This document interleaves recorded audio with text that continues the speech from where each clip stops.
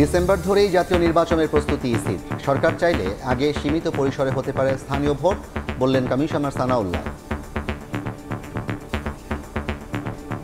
আমরা ডিসেম্বরকে ধরে নিয়েই আমাদের প্রস্তুতি গ্রহণ করছি। আমাদের বাস্তবতায় দুটো নির্বাচন একসাথে করা সম্ভব নয়। তবে স্থানীয় সরকার নির্বাচন যদি সরকার সিদ্ধান্ত নেন কোনোভাবে অনুষ্ঠান করার, সেটা সরকারি সিদ্ধান্ত, সেটা তখন ওইভাবে বাস্তবায়ন করতে হবে।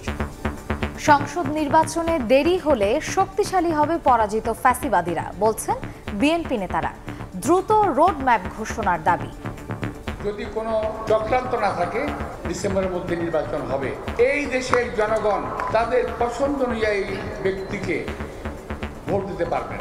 এই নির্বাচনকে আরো পেছানো হয়, তাহলে আমরা ধরে নেব সেই পরাজিত ফ্যাসিবাদের হাতকে শক্তিশালী করার জন্যই নির্বাচন পিছানো হচ্ছে। দেখছিলেন প্রধান শিরোনাম। সন্ধ্যার সময় সঙ্গে আছি আমি মার্জিয়া শ্রেয়া এবং আমি জাফর সাদিক। এবারে অন্যান্য শীর্ষ সংবাদ। অক্টোবরের মধ্যে বিশেষ ট্রাইব্যুনালে শেখ হাসিনার 3 থেকে 4 মামলার রায় ঘোষণা, আশা আইন উপদেষ্টার। 2-1 দিনেই 53টি রাজনৈতিক মামলা প্রত্যাহারের গেজেট।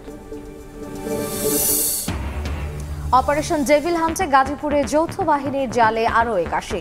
সারা দেশে গ্রেফতার অর্ধশত। কোনো শয়তান যেন পালাতে না পারে, সতর্ক থাকার নির্দেশ স্বরাষ্ট্র উপদেষ্টার। বিগত সরকারের উচ্চ পর্যায়ের চাপে বন্ধ ছিল সাগর রুনি হত্যার তদন্ত।